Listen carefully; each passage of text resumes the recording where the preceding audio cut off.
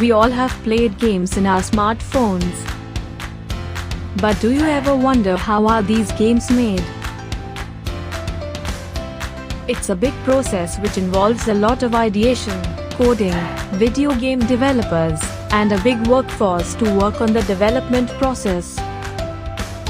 It all starts from a small discussion, which later leads to a concept, and then it goes to the designers and game developers for final processing, and then it finally reaches to the customer. Gaming application development is an Android plus animation-based operating system and programming platform developed by Google. In India, the number of game development companies has grown from 25 in the year 2010 to 275 in 2019, according to a study conducted by KPMG.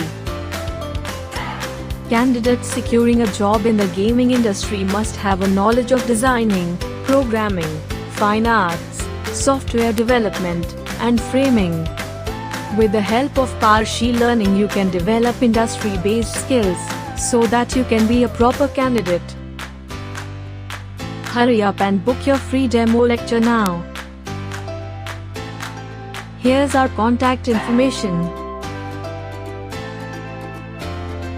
Boost your creativity with Paarsh learning.